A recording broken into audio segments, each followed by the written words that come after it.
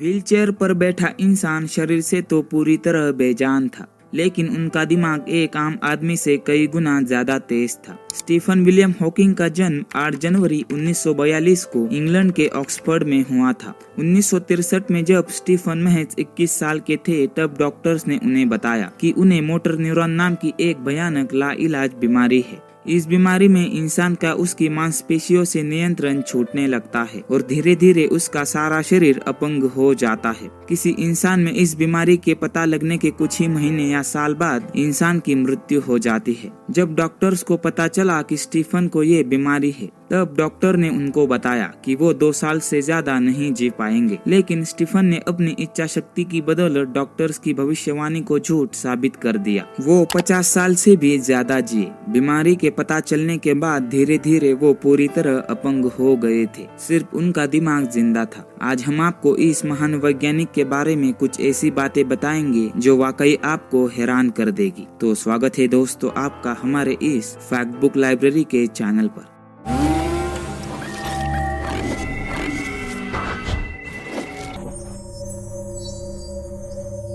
Number 1, एक interview में उनसे पूछा गया कि उनकी नजर में संसार का सबसे दिलचस्प रहस्य क्या है। स्टीफन हॉकिंग ने जवाब दिया, औरतें। उन्होंने हंसते हुए कहा कि उनके लिए औरतें एक अबूझ पहेली है। नंबर 2, स्टीफन के जन्म और मृत्यु से एक बड़ा सहयोग जुड़ा हुआ है। जिस दिन ग्रेट वैज्ञानिक गैलीलियो गैलीली की मृत्यु हुई थी, उसके पूरे 300 साल बाद 8 जनवरी 1942 को स्टीफन का जन्म हुआ था। और जिस दिन दुनिया के सबसे महान वैज्ञानिक अल्बर्ट आइंस्टाइन का जन्म हुआ था, उस दिन स्टीफन की मृत्यु हुई थी। गजब की बात यह है कि ये तीनों ही अपने समय के जाने माने वैज्ञानिक थे। नंबर 3, ब्रिटिश नागरिक होने के बावजूद तत्कालीन राष्ट्रपति बराक ओबामा ने वर्ष 2009 में स्टीफन हॉकिंग को अमेरिका के सर्वश्रेष्ठ नागरिक सम्मान प्रेसिडेंशियल मेडल ऑफ फ्रीडम से नवाजा था। नंबर 4, स्टीफन हॉकिंग एक मीडियोकर स्टूडेंट थे। सन 2010 में उन्होंने कहा था कि वो 8 साल का होने तक पढ़ना भी नहीं सीख पाए थे और ग्रेड स्कूल से लेकर उनके ऑक्सफोर्ड जाने तक वो एक लेजी स्टूडेंट थे। नंबर 5, एक मीडियोकर स्टूडेंट होने के बावजूद स्टीफन को उनके स्कूली दिनों में उन्हें अल्बर्ट आइंस्टाइन कहा जाता था, क्योंकि उनको स्पेस टाइम और यूनिवर्स के बारे में बहुत नॉलेज थी। नंबर 6, एक इंटरव्यू जो ब्रिटिश न्यूज़पेपर द गार्डियन में पब्लिश हुआ था। इस इंटरव्यू के दौरान स्टीफन हॉकिंग ने कहा था कि हमारा दिमाग एक कंप्यूटर है और ये कंप्यूटर तब काम करना बंद कर देता है जब इसके कंपोनेंट्स फेल हो जाते हैं। इसी को मृत्यु कहते हैं। और ये जो मान्यताएं होती है कि मृत्यु के बाद भी जिंदगी मिलेगी, स्वर्ग वगैरह, ये सब मान्यताएं लोगों को मौत के डर से दिलासा देने के लिए होती है।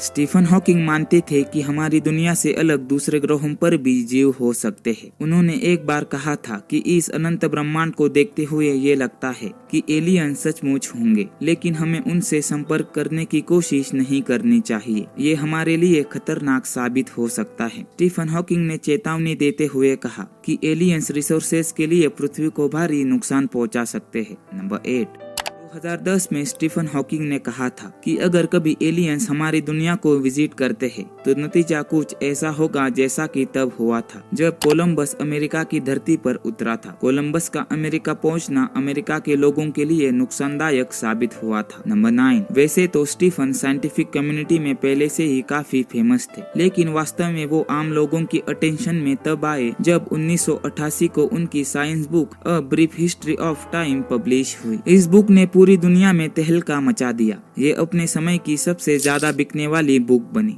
150 हफ्तों तक न्यूयॉर्क टाइम्स बेस्ट लिस्ट में सारे रिकॉर्ड तोड़ते हुए 237 हफ्तों तक British Sunday time best seller list में रही। इस बुक की 1 करोड़ से भी ज्यादा कॉपीज बिक चुकी है। नंबर 10, 2010 में दिए गए एक इंटरव्यू के दौरान उनसे पूछा गया कि आप अपने बच्चों को क्या सलाह देना चाहेंगे। प्रोफेसर हॉकिंग ने जवाब में कहा, मैं अपने बच्चों को ये 3 अहम सलाहें देना चाहूंगा। पहली, याद रखना हमेशा ऊपर सितारों की तरफ देखना है, नीचे पैरों की तरफ नहीं। दूसरी, काम करना कभी मत छोड़ना, क्योंकि काम तुम्हें जिंदगी का उद्देश्य देता है और बिना काम की जिंदगी खाली है। तीसरी, अगर किस्मत में कभी तुम्हें तुम्हारा प्यार मिल जाए तो उसे कभी मत छोड़ना। नंबर 11, प्रोफेसर हॉकिंग कहते थे कि उन्होंने हमेशा से एक सपना देखा था कि वो साइंस पर कोई ऐसी बुक लिखेंगे जिसे आम लोग भी आसानी से समझ पाए। वे कहते थे कि a brief history of time पर उनका ये सपना पूरा हुआ। ये बुक उन्होंने तब लिखी थी जब वो पूरी तरह से अपंग हो चुके थे। स्टीफन की ये बुक कॉस्मोलॉजी पर है और उन्होंने इसमें बिग बैंग और ब्लैक होल्स जैसे विषयों पर लिखा है। नंबर 12, प्रोफेसर ने अपनी बेटी लूसी के साथ मिलकर बच्चों के लिए भी एक साइंस बुक लिखी है। ये किताबें जॉर्ज नाम के एक लड़के पर केंद्रित है जो ब्रह्मांड में ट्रैवल करते हुए ब्रह्मांड के बारे में सीखता है। नंबर 13, इतने महान वैज्ञानिक होने के बावजूद और उनकी ग्राउंड ब्रेकिंग डिस्कवरीज के बावजूद भी स्टीफन हॉकिंग कभी नोबेल प्राइज नहीं जीत पाए। नंबर 14, स्टीफन एक फेमस साइंटिस्ट तो थे, लेकिन वो बहुत से टीवी शो जैसे दी स्टार ट्रैक, दी सिम्पसन और दी बिग बैंग थ्योरी में भी नजर आ चुके थे।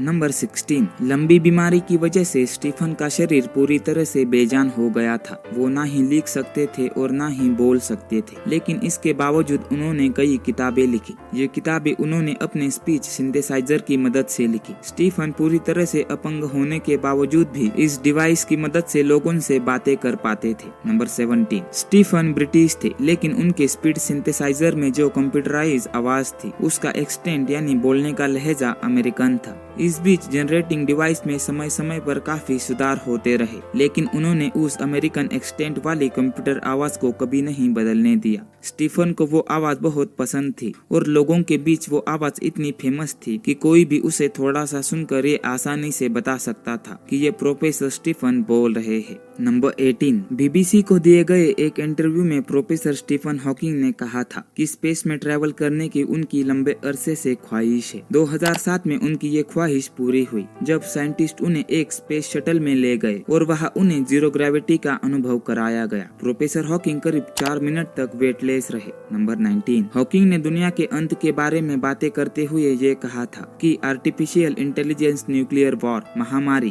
क्लाइमेट चेंज और बढ़ती जनसंख्या ये सभी वो कारण हैं जो दुनिया को अंत की ओर लेकर जाएंगे। प्रोफेसर ने कहा था कि मुझे लगता है कि मानव जाति के पास खुद का अस्तित्व बचाए रखने के लिए 1000 साल है। जब तक कि पृथ्वी मनुष्य के रहने के काबिल ना बचे तब तक हमें पृथ्वी जैसा कोई और ग्रह खोजने की जरूरत है। दोस्तों, आपको वीडियो पसंद आई होगी। अगर वीडियो पसंद आया तो लाइक करके चैनल को सब्सक्राइब करना मत भूलना। तो मिलते हैं ऐसे ही और इंटरेस्टिंग जानकारी के साथ अगले वीडियो में।